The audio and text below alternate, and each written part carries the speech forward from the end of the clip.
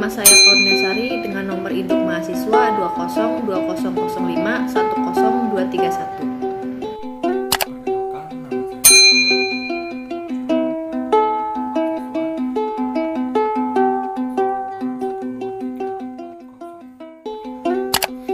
Perkenalkan, nama saya Muhammad Giska Fabian Kefala dengan nomor induk mahasiswa 20200510303. Terima kasih. Assalamualaikum warahmatullahi wabarakatuh. Di sini kami bertiga akan memaparkan dan mempresentasikan sebuah materi metode penelitian sosial dengan berjudul populasi dan sampel. Baik, langsung kita mulai saja. Yang pertama ada populasi. Apa sih populasi itu? Populasi berasal dari bahasa Inggris, yaitu population, yang berarti jumlah penduduk. Next, ada pengertian populasi menurut para ahli. Yang pertama adalah populasi menurut hakikatnya adalah keseluruhan subjek penelitian apabila seseorang ingin meneliti semua elemen yang ada dalam wilayah penelitian. Maka penelitiannya merupakan penelitian populasi atau studi populasi atau studi sensus. Sedangkan menurut Sugiono, pengertian populasi adalah wilayah generalisasi yang terdiri atas objek atau subjek yang mempunyai kualitas dan karakteristik tertentu yang ditetapkan oleh peneliti untuk dipelajari dan kemudian ditarik kesimpulannya. Menurut pakar Ari Kunto, pengertian populasi adalah objek yang secara keseluruhan digunakan untuk penelitian. Jadi apabila ada seseorang yang hendak meneliti semua karakteristik dan elemen dalam suatu wilayah penelitian, tentu saja penelitian tersebut termasuk dalam penelitian populasi. Sedangkan Ismianto berpendapat bahwa populasi adalah totalitas atau keseluruhan subjek penelitian baik benda, orang, ataupun suatu hal lain yang di dalamnya bisa diambil informasi penting berupa data penelitian. Pengertian populasi dan sampel juga dijelaskan oleh Nur Salam. Beliau menjelaskan bahwa populasi merupakan suatu keseluruhan dari variabel penting yang akan diteliti. Sementara itu, yang terakhir ada Usman. Beliau berpendapat bahwa populasi pada dasarnya adalah semua nilai entah pengukuran atau perhitungan yang sifatnya kualitatif dan kuantitatif dari ciri-ciri atau karakteristik tertentu terkait dengan sekelompok objek atau subjek yang jelas.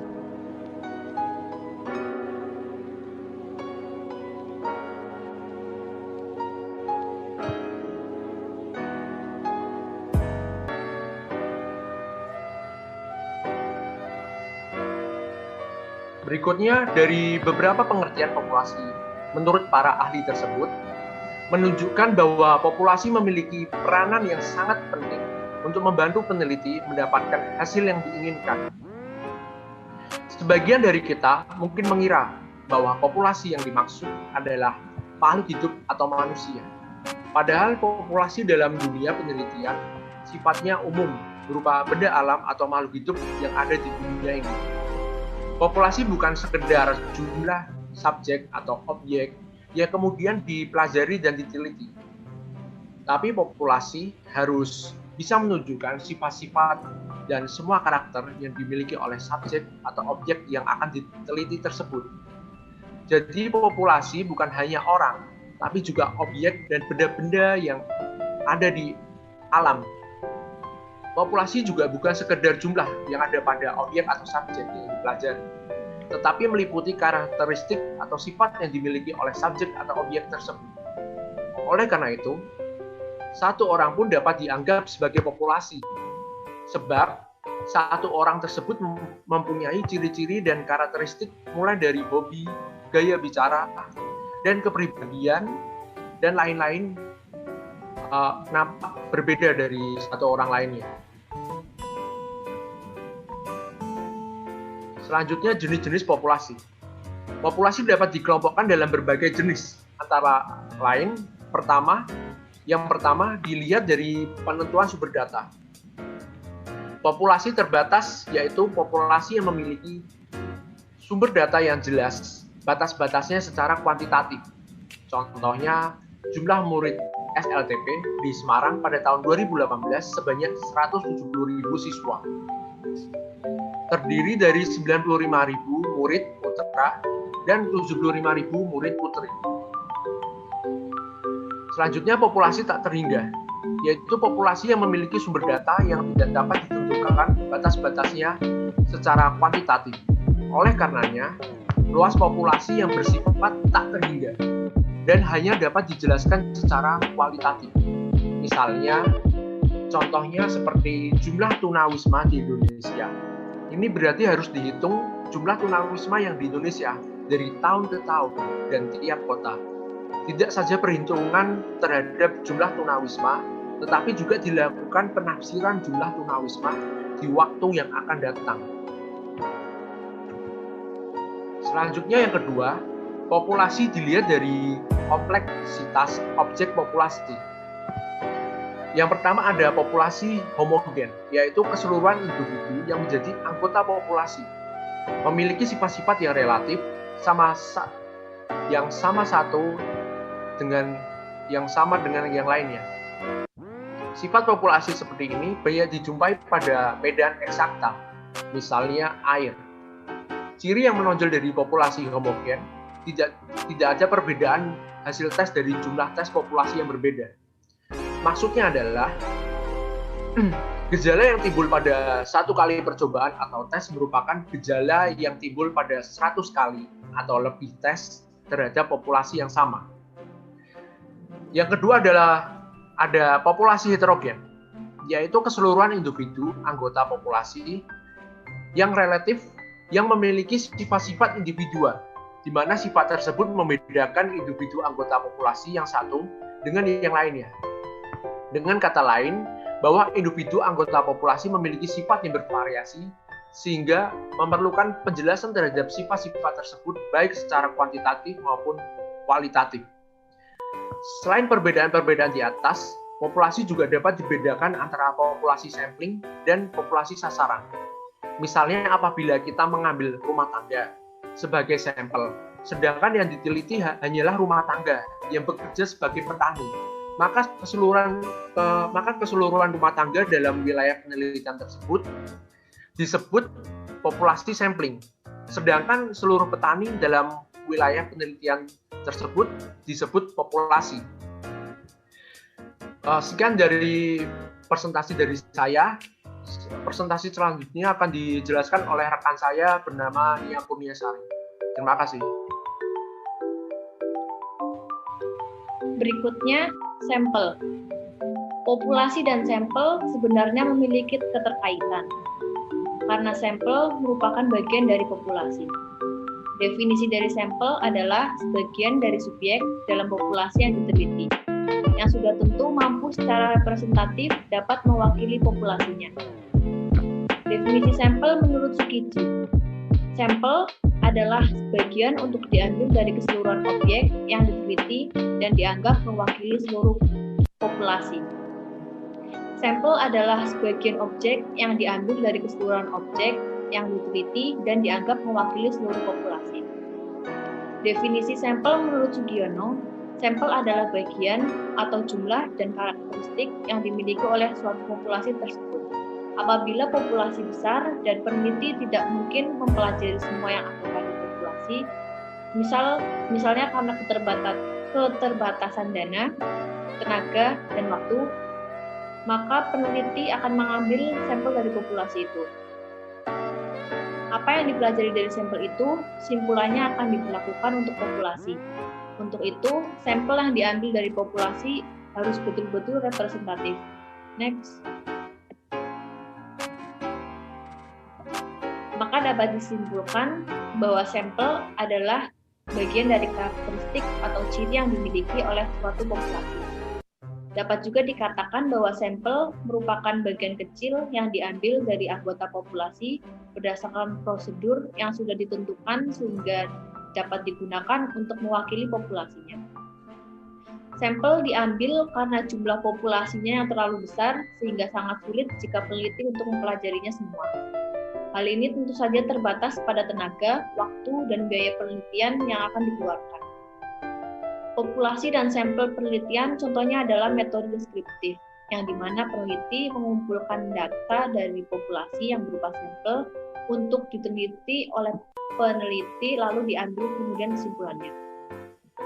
Contoh populasi dan sampel ialah populasi yang dimaksud adalah jumlah mahasiswi tingkat 2. Sementara sampel adalah mahasiswa tingkat 2 yang memiliki IPK di atas 3. Next. Mengenai persoalan memadai atau tidaknya jumlah atau adekuensi dari suatu sampel, yang pada prinsipnya semakin besar jumlah sampel, maka akan semakin pula kecil kemungkinan kesalahan inferensi yang akan dikarenakan kesalahan sampel. Faktor variabilitas atau tingkat heterogenitas populasi ikut juga mempengaruhi kemungkinan kesalahan sampel.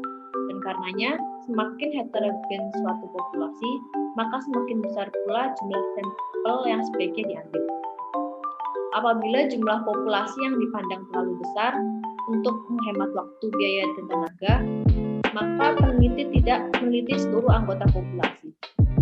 Apabila peneliti bermaksud untuk meneliti sebagian dari populasi saja, maka akan muncul pertanyaan berapa jumlah sampel yang dapat memenuhi syarat. Ada hukum statistika dalam menentukan jumlah sampel, yaitu semakin besar jumlah sampel, maka akan semakin menggambarkan keadaan populasi. Meskipun demikian, ukuran besarnya sampel bukanlah pertimbangan satu-satunya untuk dapat menjamin ketepatan dan keakuratan inferensi. Representatif tidaknya sampel berdasarkan sifat atau ciri populasi, tetapi merupakan pertimbangan terpenting dalam memilih sampel.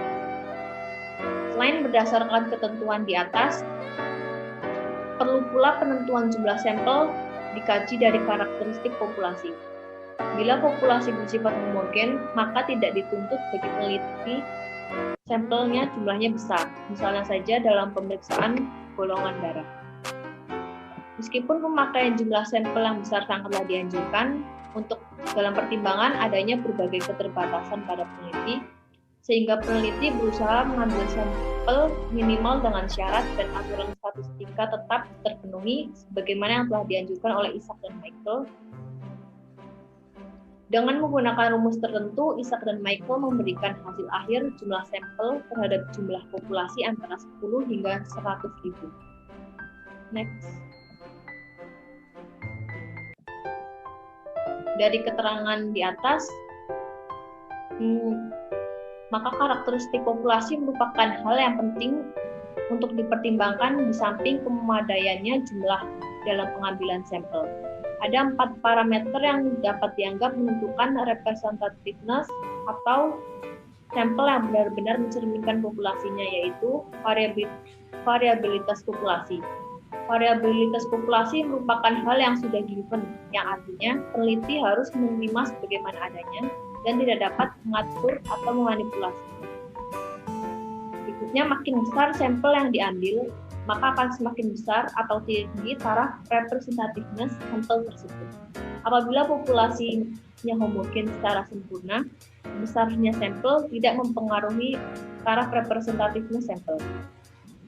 Berikutnya, teknik penentuan sampel. Makin tinggi tingkat rambang dalam penentuan sampel, maka akan semakin tinggi pula tingkat representativeness sampel. Yang berikutnya, kecermatan memasukkan ciri-ciri populasi dalam sampel. Makin lengkap ciri-ciri populasinya yang dimasukkan ke dalam sampel, maka akan makin tinggi tingkat representativeness sampel. Sekian materi dari saya. Materi berikutnya akan disampaikan oleh saya, Helena. Oke, terima kasih sebelumnya untuk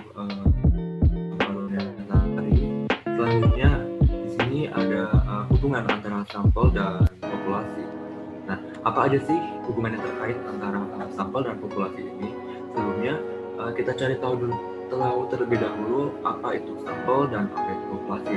Seperti yang kita sudah bahas di atas, Sampel ini adalah sebagian dari populasi, yang artinya tidak akan ada sampel jika tidak populasi. Sedangkan populasi sendiri adalah keseluruhan elemen atau unsur yang diteliti. Maka populasi dan sampel pada prinsipnya sama dari beberapa sisi aspek. Aspek kuantitatifnya berbeda, tetapi secara kualitatif harus sama, dengan artian bahwa sampel representatif dan mampu mewakili populasi yang ada. Nah, penelitian yang dilakukan atas seluruh elemen ini dinamakan sensus. Idealnya, agar hasil penelitian yang lebih bisa dipercaya, seorang peneliti ini harus melakukan sensus. Lalu, sampel harus dilihat sebagai penugaan populasi dan bukan populasi itu sendiri. Mengapa? Karena sebuah sampel haruslah dipilih sedemikian rupa. Setiap satuan elementer mempunyai kesempatan dan peluang yang sama untuk dipilih, dan besarnya peluang tersebut tidak boleh sama dengan 0. Di samping itu, pengambilan sampel yang secara acak atau random haruslah menggunakan metode yang tepat sesuai dengan ciri-ciri populasi dan tujuan penelitian. Walaupun sebuah sampel terdiri dari sebagian populasi, tetapi sebagian dari populasi itu tidak selalu dapat disebut sebuah sampel apabila cara-cara pengambilannya tidak benar. Next.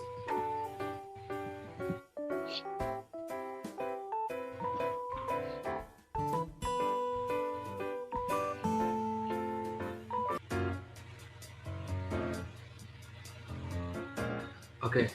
Di sini ada berbagai alasan yang masuk akal mengapa peneliti tidak melakukan sensus, yaitu karena populasi demikian banyaknya sehingga dalam prakteknya ini tidak memungkinkan seluruh elemen itu diteliti. Lalu, keterbatasan waktu penelitian, biaya, dan sumber daya manusia juga membuat peneliti harus puas jika meneliti sebagian dari elemen penelitian. Bahkan kadang penelitian yang dilakukan terhadap sampel bisa lebih reliable daripada terhadap populasi. Misalnya karena elemen sedemikian banyaknya, maka akan memunculkan kelelahan fisik dan mental para pencacahnya sehingga banyak terjadi kekeliruan. Next.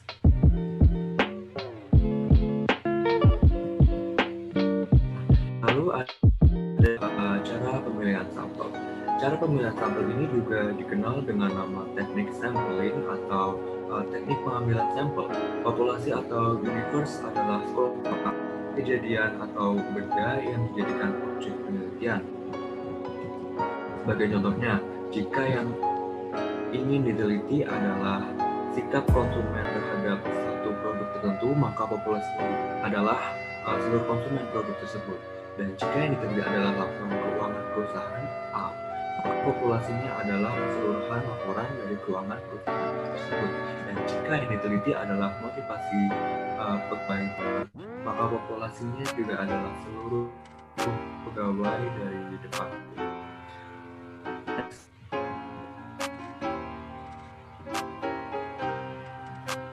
Nah, contoh lainnya itu juga sama. Jika yang diteliti adalah efektivitas gugus kendali mutu atau GKM organisasi C, maka populasinya adalah seluruh GKM dari organisasi C. Elemen atau unsur adalah setiap satuan populasi. Kalau dalam populasi terdapat 30 laporan keuangan, maka setiap keuangan tersebut adalah unsur atau elemen penelitian, yang artinya dalam populasi tersebut terdapat 30 elemen penelitian. Jika populasinya adalah pabrik sepatu, jumlah pabrik sepatu tersebut ada 500, maka dalam populasi tersebut juga terdapat 500 elemen penelitian. Next.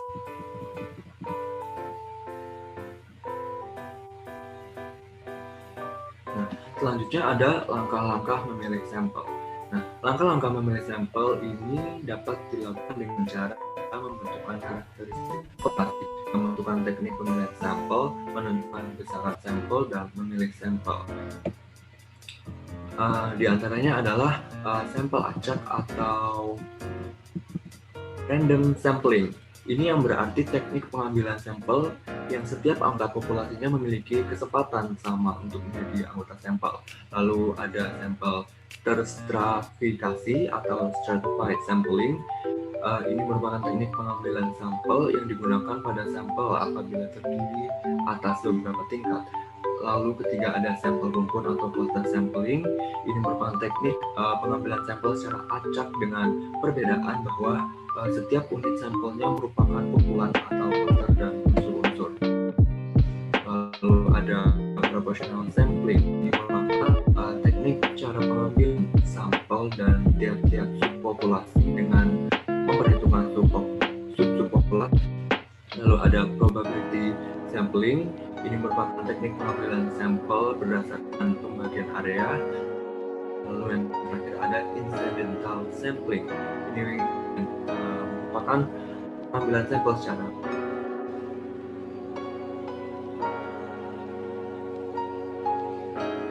next.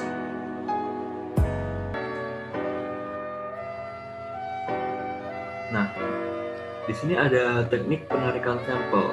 Teknik penarikan sampel pada hakikatnya untuk memperkecil kesalahan generalisasi dari sampel ke populasi.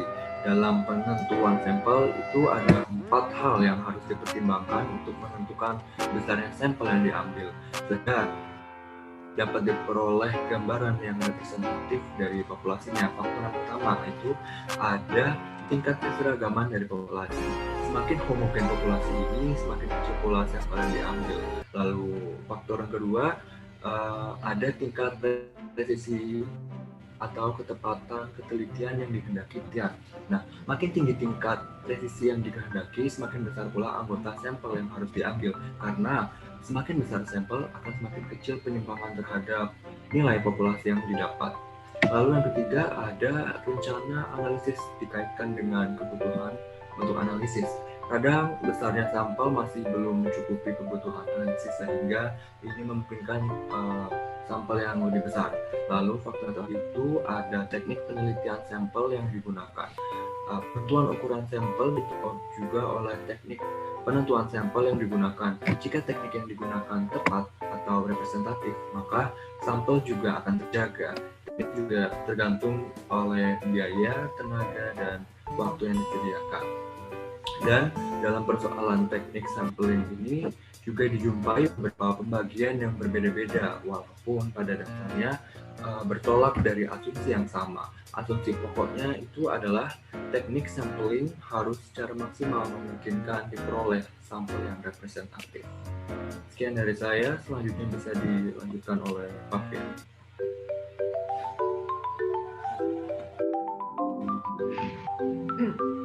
Terima kasih waktu dan tempatnya.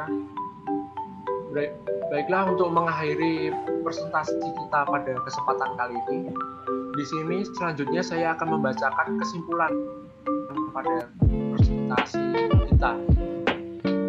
Jadi kesimpulannya adalah yang bisa kita ambil, populasi adalah wilayah generalisasi yang terdiri atas objek atau subjek yang mempunyai kualitas dan karakteristik tertentu yang ditetapkan oleh peneliti untuk dipelajari dan kemudian ditarik kesimpulan.